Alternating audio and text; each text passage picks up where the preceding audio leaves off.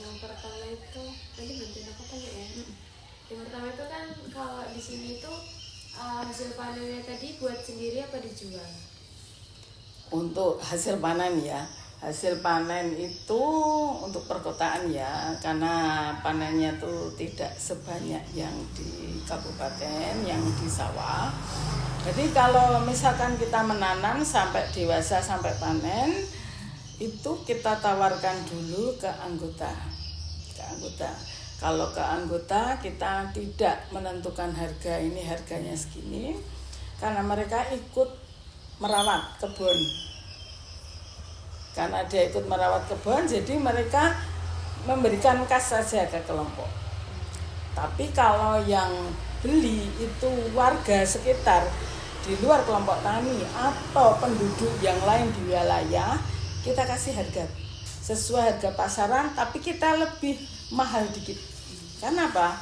Karena di perkotaan itu condong pertanian organik dan tanpa menggunakan pestisida kimia. Nah, itu istimewanya.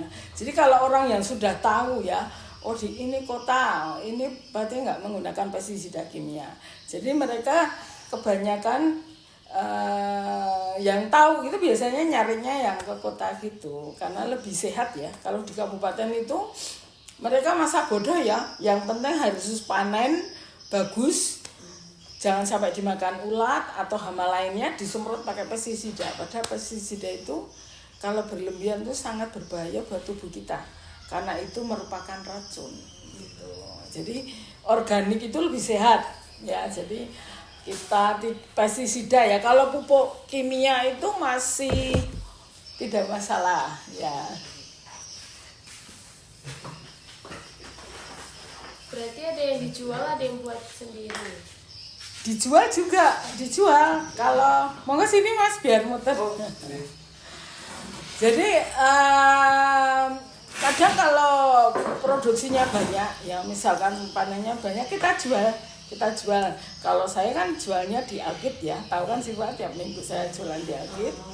Atau kita share di grup, karena kita punya banyak grup ya, dari grup puskesmas, kecamatan, PKK aja dari kelurahan, kecamatan, dan anggota kita kan aktif di organisasi masyarakat ya, kayak BST, Bisanti. Mereka nge-share grup-grupnya masing-masing gitu loh. Jadi kita foto, kita misalkan terong, kita jualnya nggak model ditimbang ya. Jadi kita ikat harganya misalkan 5.000. Nah itu lebih menguntungkan, karena kita penampilannya lebih cantik, lebih menarik, itu lebih banyak orang suka. Dan kita kasih label organik, jadi organik tanpa pestisida kimia. Itu yang lebih banyak orang tertarik di situ. Nah, tapi ini belum kenalan dulu loh, asalnya dari mana-mana itu. Monggo dimulai dari Mas. Oh, izin memperkenalkan diri Bu. Saya namanya Rafa. Ya. Asal saya dari itu Godean.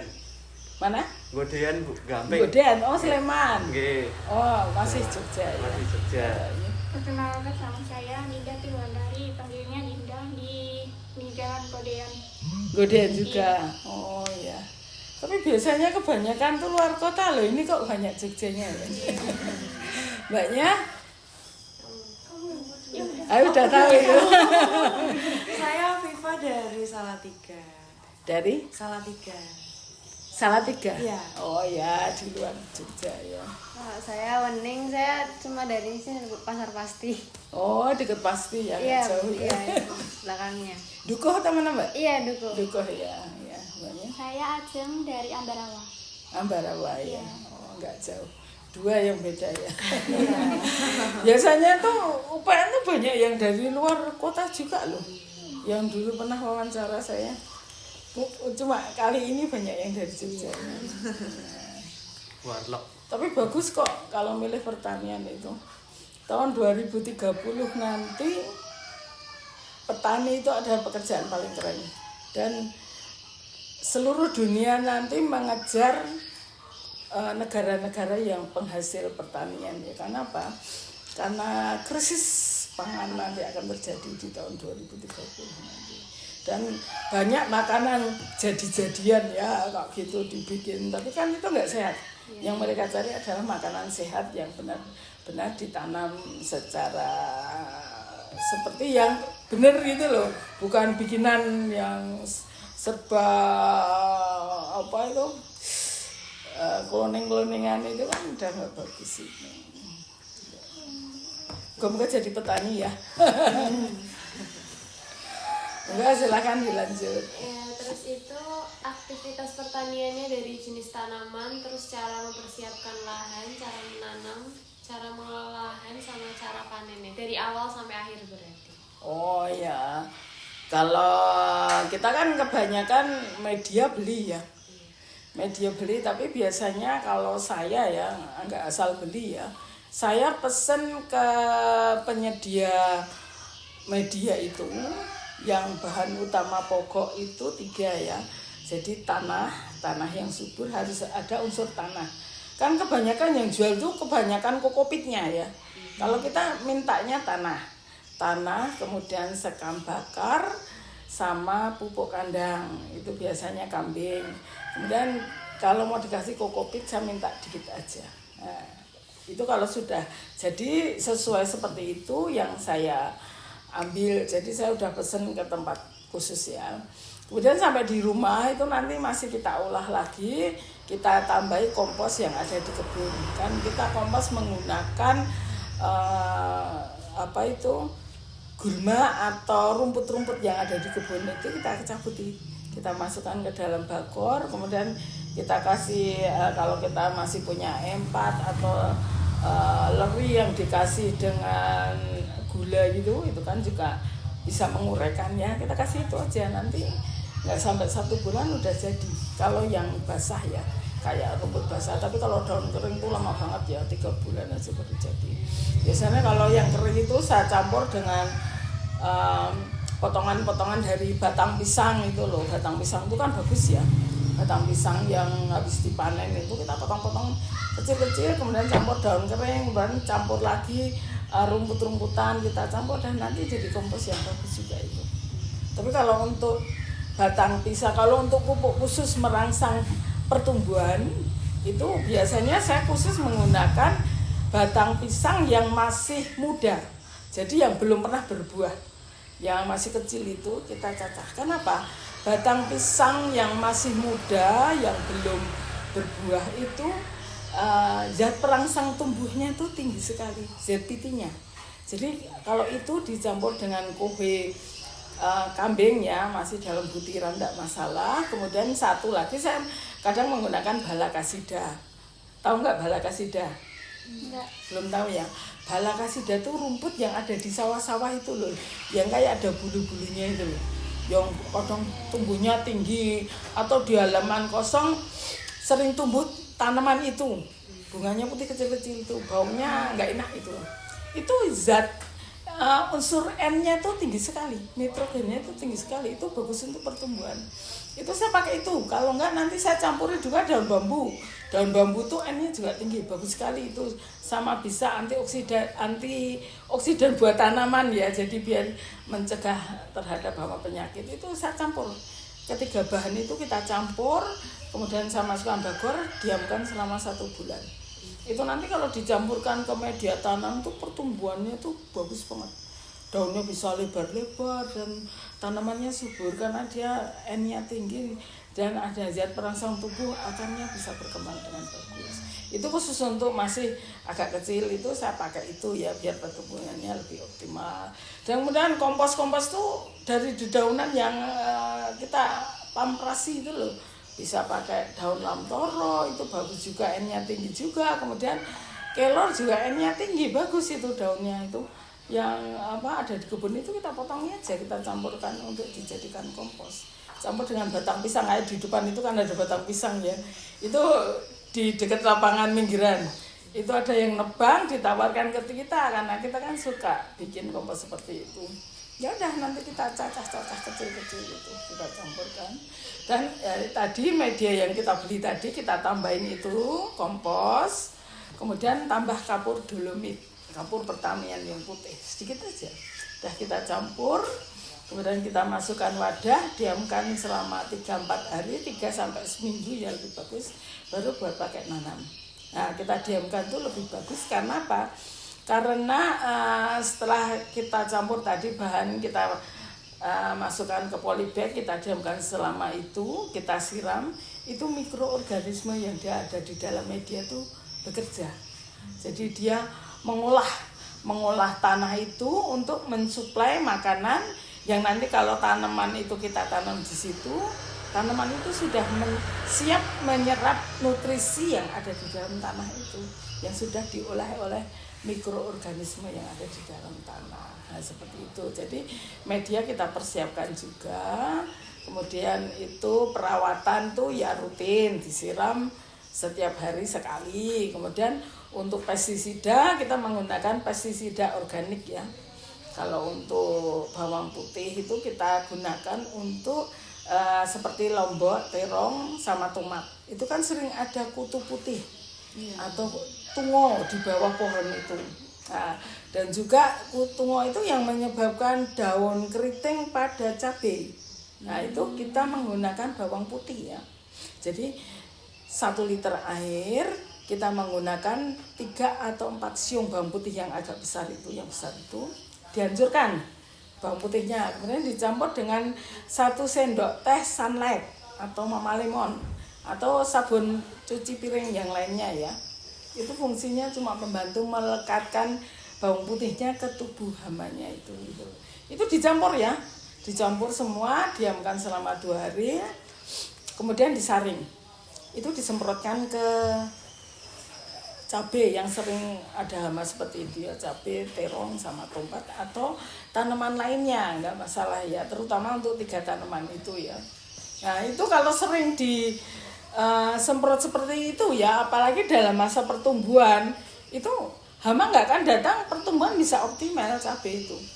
Jadi itu kuncinya di situ ya, penyemprotan hama dan penyakit itu menggunakan itu. Bahan lain juga bisa pakai lengkuas yang diparut, bisa memakai daun kates ya, atau bisa menggunakan daun serai yang di blender itu juga bisa. Atau kebanyakan petani menggunakan tembakau yang direndam sehari, kemudian airnya dipakai juga untuk menyemprot itu biar hama nggak datang. Kalau baunya seperti bau-bau menyengat itu biasanya kupu nggak mau datang, hama nggak mau datang, jadi tanaman aman. Nah itu alternatif untuk pestisida ya, pestisida digunakan lebih bagus seminggu sekali. Dan juga ya tanaman cabai keriting ya, karena apa? Bawang putih itu kan mengandung antivirus, antibakteri, anti jamur ya. Jadi bagus banget ya bawang putih itu. Tapi ya ini tadi, kalau bawang putih pas mahal, petani ya kebingungan. Nah, pengganti alternatif lain tadi pakai tembakau. Jadi kalau cabai keriting disemprot rutin dengan bawang putih tadi yang dirangkai tadi, itu nanti daun berikutnya tumbuhnya udah normal. Nah, itu kita tuh harus bisa pintar di situ ya. Berbeda dengan petani di desa, begitu lihat tanamannya pada keriting semua, buru-buru dicaputin, buang, nanam baru lagi. Nah, itu kebanyakan petani desa seperti itu. Tapi kalau di kota enggak, kita harus tahu menangani biar tanaman itu bisa tumbuh normal lagi. Karena keriting tuh sudah penyakitnya cabai. Jadi memang sejak awal harus ditangani supaya jangan sampai keriting. Nah, itu tadi. Kemudian pestisida itu organik ya. Itu bisa browsing di internet, bisa menggunakan bahan apa aja. Terutama yang rasanya pahit itu nggak disukai hama ya. Bisa kunyit dicampur dengan cabai sendiri, itu bisa untuk pestisida juga. Brotowali itu juga bisa ya. Rebusannya itu kan pahit sekali. Cuma kadang-kadang ya kalau kita nyemprot sawi dengan yang pahit-pahit itu nanti sawinya itu pahit. Itu biasanya kalau untuk tanaman lain nggak masalah sih. Terus Ya, kalau panennya gimana? Cara panennya? Kalau panennya kita modelnya kan kita jualnya nggak kilo ya. Seperti tadi yang saya sampaikan, terong kita ikat isi 3-3, kemudian kangkung 1 ikat gitu, sama seledri juga kita modelnya kita iket-iket gitu loh. Kita nanti kita foto, kita share di grup gitu. Dengan namanya organik ya, itu banyak orang akan lebih tertarik. Terus kalau teknologi yang dipakai sama tenaga kerjanya itu, Gimana? teknologi yang dipakai itu pakai apa? Di sini sih masih menggunakan manual ya. Rencana kita mau menggunakan irigasi tetes ya. Jadi setiap tanaman nanti kita aliri dengan peralon nanti kita teteskan ke setiap pot-pot gitu ya. Jadi kita nggak menyiram secara manual, nanti bisa kita program kalau pakai timer kan, misalnya pagi kita siram atau sore jam 5 itu kita siram. Jadi mungkin 2 kali bisa menggunakan timer. Yang teknologi lebih modern kita yang hidroponik, tapi baru berhenti hidroponiknya karena pohon kelengkeng ini menutupi sinar. Jadi saya budidaya panasnya cuma siang berapa jam aja. Jadi budidaya selada itu batangnya panjang-panjang karena kekurangan sinar. Nunggu ini ditebang pohon kelengkeng yang gede banget.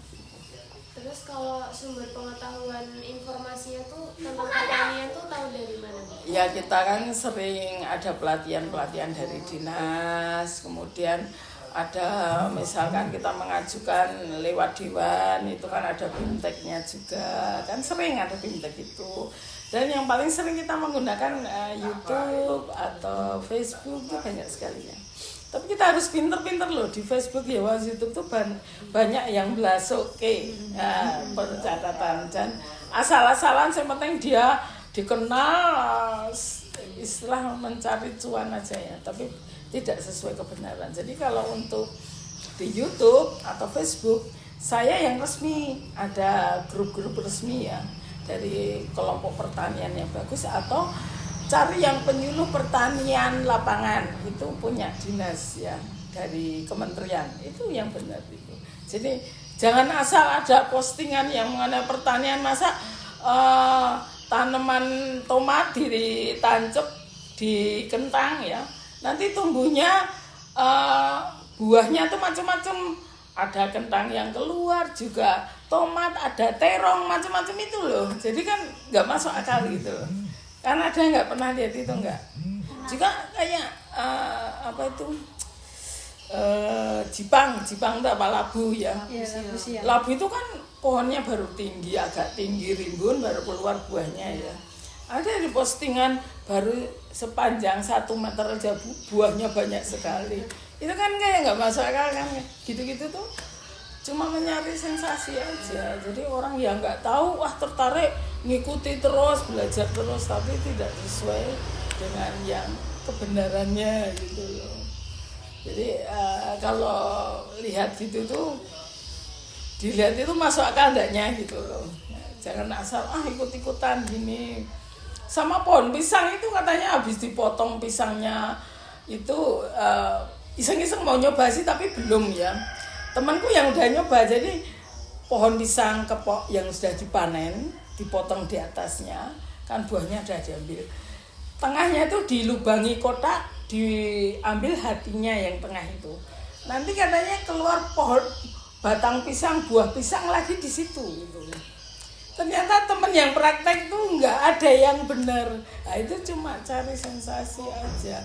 Cuma pas kebetulan dia punya tanaman, kan belum berbuah ke atas tapi udah pohonnya kepotong. Jadi dia itu buahnya masih ada di bawah ya. Karena satu pohon pisang itu kan cuma 1 buah. Nah, itu keluarnya lewat lubang itu. Nah, itu yang bikin sensasi, salah kaprah itu tadi gitu loh. Jadi satu batang pisang itu cuma 1 buah, nggak bisa berkali-kali seperti yang di Facebook itu yang postingan itu. Terus tadi kan ini kan yang ngelola banyak ya Budi, maksudnya nggak cuma 1 orang yang mengelola pertaniannya, lahannya maksudnya. Ya kalau untuk kelompok tani sini ini kebun inti ya, ada kebun 1, 2, 3, 4. Itu cuma kecil, yang 1, 2, 3, 4 itu cuma kecil, memanfaatkan jalan tempatnya Mbak Lesmi itu. tempatnya Bu Tris, kemudian tempatnya Bu Esti, sama PBI sama Pak Iwanto yang lahan kosong yang dekat mie ayam itu loh. Nah, itu yang kebun 1, 2, 3, 4. Jadi memanfaatkan lahan kosong atau pinggir jalan yang kita manfaatkan. Kalau ini inti, jadi macam-macam ada di sini. Nah, itu nanti pembagian hasil keuntungannya gimana? Pembagian? Hasil keuntungan sama yang punya lahan. Oh ya, jadi sini kan lahan keluarga ya. Jadi yang mengelola kan 5 orang. Di sini tuh 5 orang, setiap yang daerah kan penduduk sekitarnya ya, penduduk sekitarnya.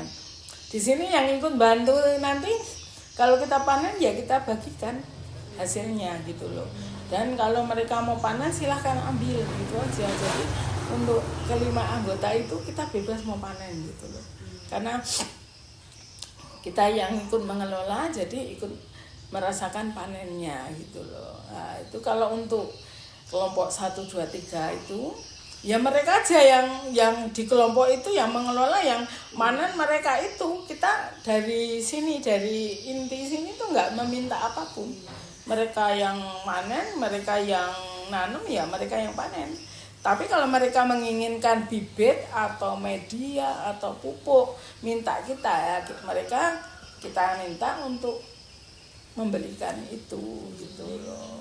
Nah, kalau yang butuh pupuk ya kita belikan pupuk, mereka ngasih kita uang untuk beli pupuk gitu. Kalau masalah panen masing-masing aja, jadi kita nggak cawe-cawe, tidak harus mereka setor ke kebun inti itu, enggak gitu loh, bebas mau itu. Maksudnya kalau misalkan yang tadi kan ada yang dijual, nah kalau dijual itu pembagian keuntungannya gimana berarti? Kalau keuntungannya, kalau kita utamakan mereka panen, ambil di kebun sendiri. Nah, itu nanti sebagian kalau misalkan panennya banyak, kita bagikan ke 5 orang itu. Nah, kalau sisanya tidak semua kita bagikannya, sisanya kita simpan atau masuk kas dan kita simpan lagi untuk pembelian pupuk, bibit dan berikutnya. Jadi ada pembagiannya gitu loh. Jadi sebagian mereka panen sendiri karena petani kota. Jadi petani kota itu mengutamakan awalnya petani kota itu untuk anggota. Jadi dikonsumsi untuk anggota ya, karena kota itu lahannya sempit, tempatnya sedikit. Manfaat utamanya itu untuk kota, untuk anggota dikonsumsi sendiri. Kalau berlebih baru dijual. Itu tujuan utama petani kota itu seperti itu. Dan kita memang sering kita jual ke Alkit itu. Nanti kita bagikan ke 5 anggota itu tadi. Kemudian sisanya nanti kita belikan untuk bibit sama masuk kas. Karena kas itu kan biar kelompok tani itu tetap jalan. Kalau nggak ada kas kan juga repot. Nah, seperti itu. Terus kalau perubahan yang terjadi di kehidupan desa dari dulu sampai sekarang, kayak dari interaksi sosial, lingkungan fisik, teknologi pertanian sama budaya. Jadi kayak apa ya? Perubahan yang kelihatan gitu semenjak ada ini. Ya, jelas sangat berubah ya. Karena dulu penduduk yang warga sekitar atau anggota kelompok tani yang tidak tahu tentang pertanian, tidak tahu tentang cara tanam menanam. Jadi bisa tahu gitu loh, bisa tahu cara menanam. Kemudian setelah mereka tahu cara menanam dan bisa menghasilkan, mereka kan senang. Satu bisa manen sendiri, tanaman yang sehat, dan biaya pengeluaran untuk keluarga itu berkurang kan, jadi uangnya bisa disimpan untuk beli bahan yang lain. Nah, seperti itu. Manfaatnya banyak di situ ya. Dan juga untuk warga sekitar tuh juga merasa senang ya, karena kita membuat penduduk senang karena bisa memberikan hasil kebun ke mereka. Kadang-kadang kita menanam di pinggir jalan, mau ikut panen silahkan. Kadang-kadang tanaman tertentu kita bagikan secara cuma-cuma. Apalagi kemarin cabai murah, mahal sekali sampai kebunku tuh predis tuh. Nah, itu anggota pada beli, pada ambil, tapi ngasih kita uang gitu loh. Itu kan cabainya sampai habis karena harganya mahal kan cabai. Tapi kalau murah itu masih merah-merah banyak sekali di kebun. Tapi kalau pas mahal sampai habis ada baru keluar hijau, masih hijau aja udah dipedili. Ngasih berapa? 5.000 atau berapa? Seperti itu. Ya nggak apalah kalau untuk kesejahteraan petani kan kita utamakan.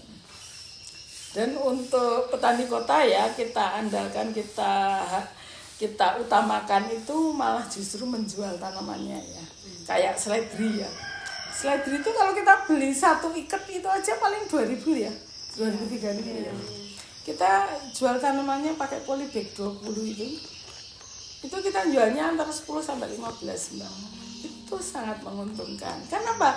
Ibu-ibu juga suka. Karena apa? Dia tuh manen kan dikit-sedikit. Tapi pohon tumbuh terus gitu loh. Kalau seledri, kalau sawi ya sekali panen ya. Makanya kita jualnya lebih murah 4.000 5.000 ya. Selada juga seperti itu. Kalau seledri, tanaman lombok, terong, tomat, ya, itu kita bisa menjual tinggi ya.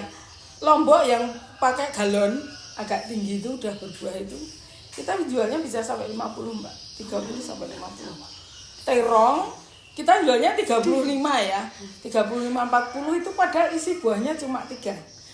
Kita bisa jual 35 ya, patokannya kan kebanyakan 35 saya jualnya. Kalau coba aja dipotong 3 terongnya cuma 5.000. Tapi kan itu tanaman tumbuh terus. Nah, itu kan makanya kebanyakan mereka tertarik karena apa? Karena bisa dipanen lagi berikutnya gitu loh. Jadi kota itu mengutamakan tanaman dijual dalam bentuk pohon, kemudian ada buahnya, kemudian penampilannya cantik. Jadi selain itu bisa dikonsumsi, itu bisa memperindah rumah ya. Karena tanaman subur, wah itu sebagai pengganti tanaman hias ya, kayak apa itu menyejukkan mata, kemudian rumah itu kelihatan lebih hidup gitu lah, seperti itu. Dan kelihatan lebih asri rumah itu kalau ada tanamannya gitu. Bu, kalau kepikiran awal mula bangun ini kayak gini itu apa ya awalnya? Kayak kepikiran awal mulanya gitu, kepikiran. Ya awalnya ya. Ini kan berdiri tahun 2014 Desember ya. Jadi sebelumnya itu September itu kita mendirikan bank sampah ya.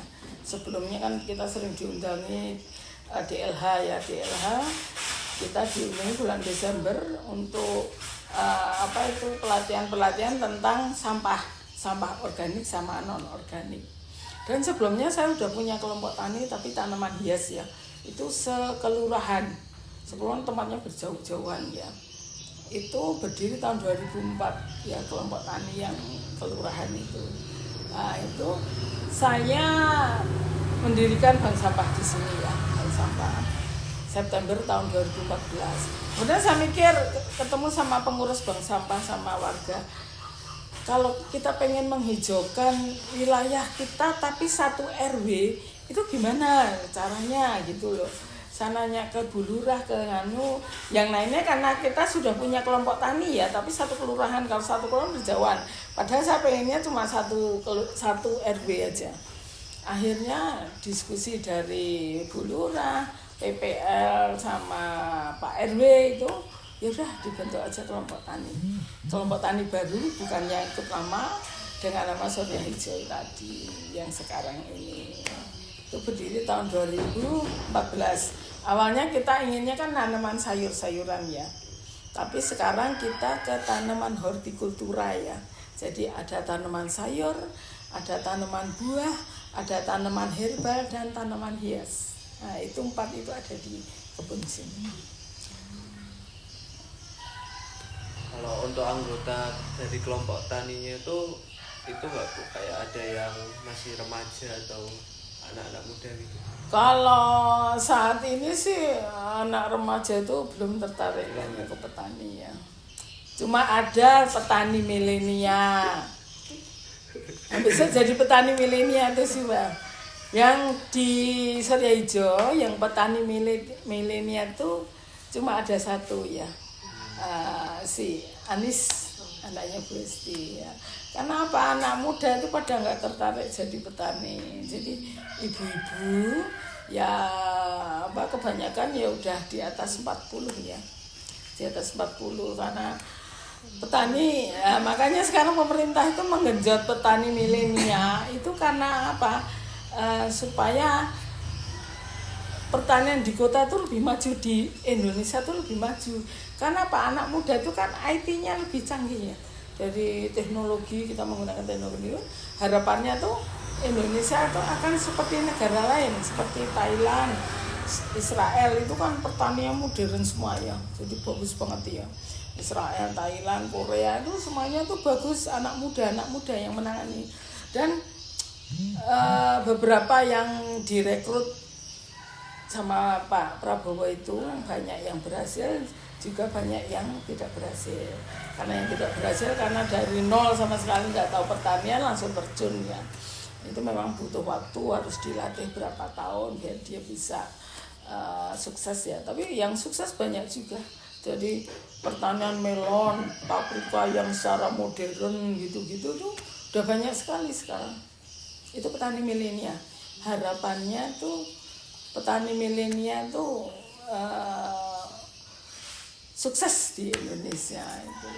Ya makanya harapannya dari para mahasiswa ini jadilah petani nanti. Sambil nyambi di rumah, sistemnya apa yang belajar di YouTube atau apa itu coba diterapkan, masuk akal adanya, itu bisa sukses nanti. Jangan cuma teori aja ya, teori itu jauh berbeda dengan praktek di lapangan.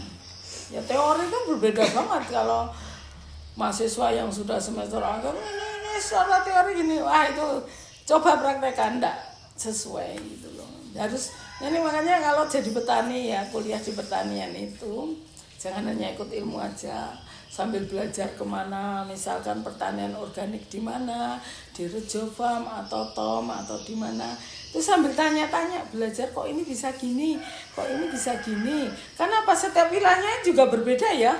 Kalau di sana itu daerah dingin, cocoknya itu apa? Di daerah misalkan di Samas tanahnya berpasir, itu cocoknya tanaman apa? Kalau di kota ini tanahnya berkapur atau gimana? Itu harus dipelajari. Jadi jangan harus gini-gini, kalau teori ini medianya harus gini-gini.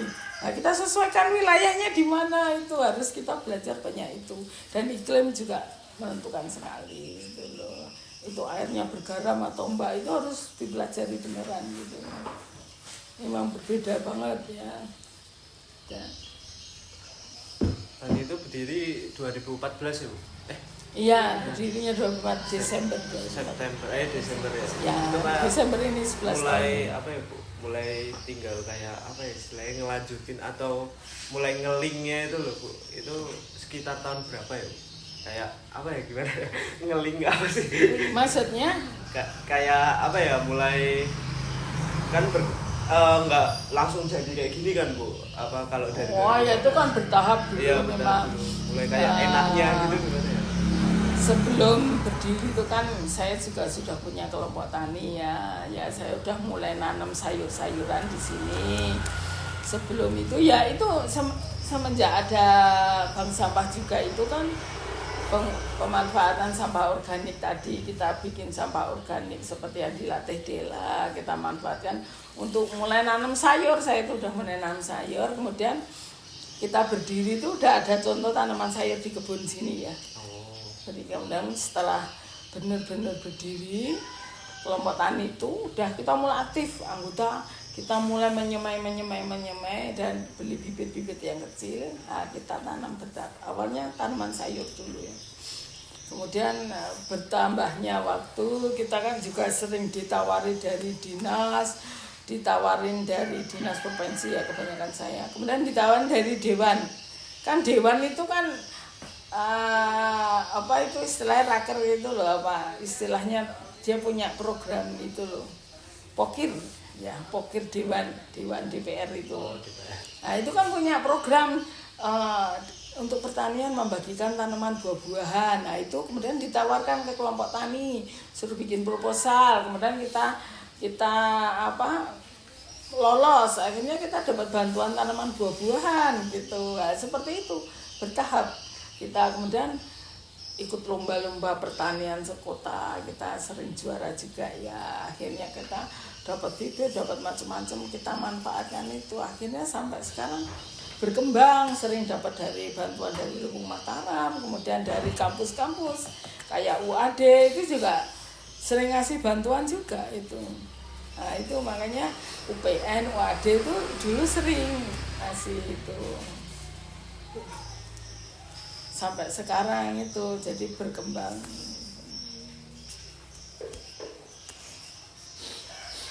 Oh, itu Bu, izin bertanya lagi, kalau momentum-momentum yang memberikan kayak dampak perubahan di desa seperti kayak sejak adanya yaitu tadi ya Bu, kayak sayuran-sayuran apa sih? Sejak adanya kebun tani ini dari kelompok tani itu ada yang merubah dari desanya nggak? Maksudnya? Aduh. Mengubah desa gimana? Kayak atau kayak udah dijawab tadi gitu, kayak misalkan kan Ya, ada udah dijawab. sejak ada ini masyarakat tuh kalau misalkan kayak cabai mahal tuh bisa kesini gitu atau gimana? Iya, jadi warung aja kalau cabai mahal larinya ke sini. Kan harganya dia kan lebih fresh ya, lebih fresh itu dia metik sendiri. Kadang kalau mahal itu dijual agak busuk-busuk, dicampur-campur ya. Kalau di pasar itu, kalau Mbak Pairah itu mahal itu minta lomboknya Mbak ditimbang nanti. Kadang-kadang satu pakai berapa bawang atau apa gitu, atau mau dipakai uang juga nggak masalah seperti itu. Dan juga dengan adanya kelompok tani itu kan sering ada kunjungan ya dari kayak kampung pariwisata itu juga mengunjungi sini, wah sini ada pertaniannya atau dari mana itu diarahkan ke sini kunjungan. Dan di sini yang diutamakan pembelajaran pertanian dari anak-anak. Jadi dari TK, SD, PAUD itu belajar menanam di sini. Itu program kita setiap tahun ya. SD Surya 3 itu rutin. Kemudian TK, PAUD tuh banyak sekali belajar di sini. Jadi anak-anak tuh kita perkenalkan cara menanam, menyiapkan medianya, masukkan ke polybag, kemudian kita tanam tanamannya.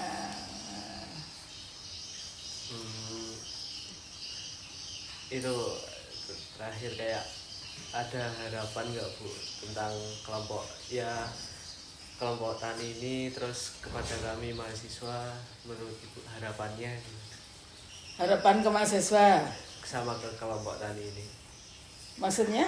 Ya kayak nanti Ibu berharap ke depannya itu kelompok tani ini kayak semakin besar atau gimana, terus kepada kami mahasiswa tuh. Oh iya ya.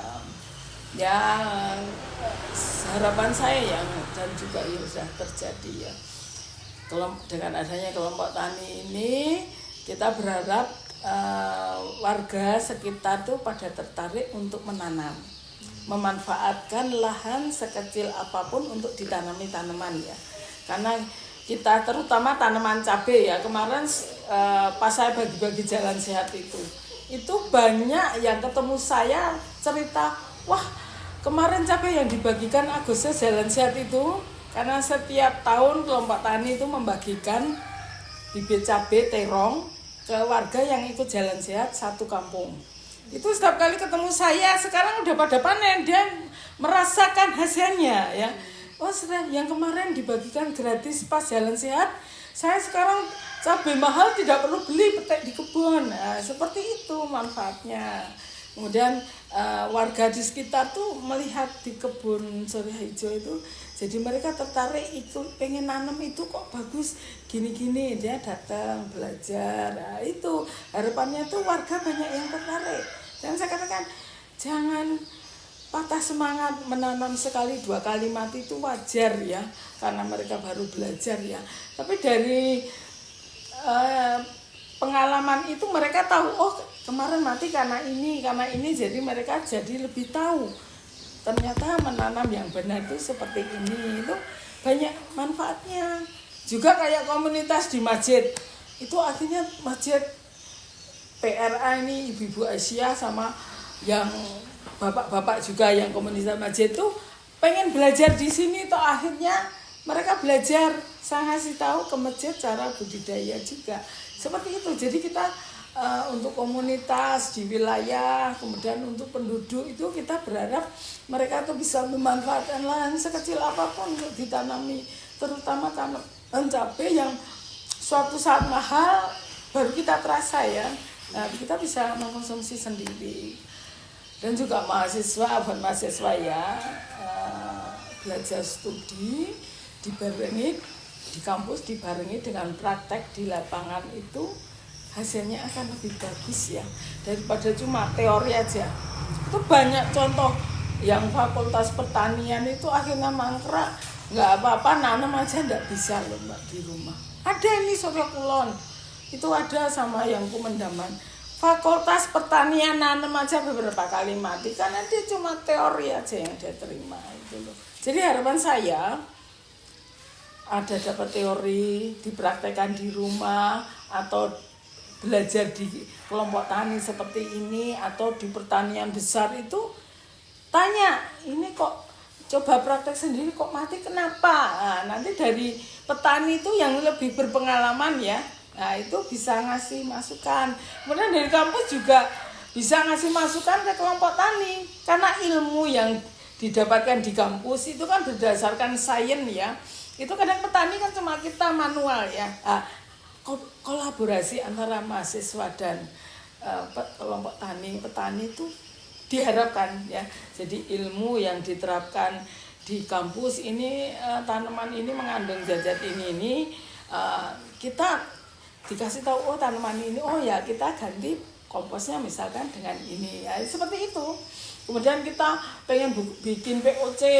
Kemudian kalau dari kampus kan bisa misalkan kita bikin POC campuran dari macam-macam, kemudian kita minta tolong ke mahasiswa dimasukkan ke laboratorium kandungan apa aja yang ada di dalam pupuk itu. Nah, seperti itu kolaborasi seperti itu. Jadi dari kandungan pupuk yang ada di pupuk yang dibikin petani itu kita tahu oh ini unsurnya yang dominan ini. Jadi ini cocoknya pupuk ini untuk tanaman ini. Nah, seperti itu.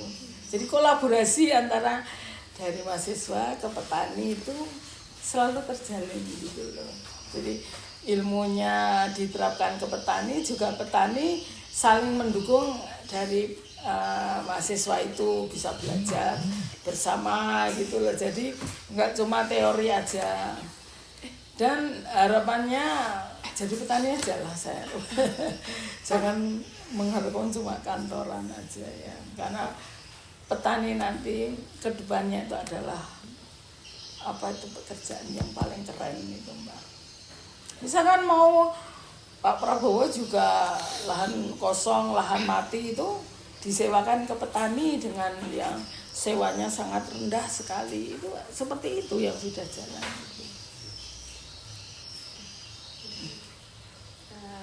Segitu aja mungkin pertanyaannya. Terima kasih banyak buat waktu sama udah dijawab pertanyaan-pertanyaan dari kita. Maaf kalau misalkan masih banyak kurangnya. Terima kasih ya. Nanti kalau misalnya ada yang masih belum tanyakan bisa WA. Ada kekurangannya. Oh, mau foto-foto biasanya di sana kan? Mau ada dokumentasi. Itu ngisi buku tamu dulu ya.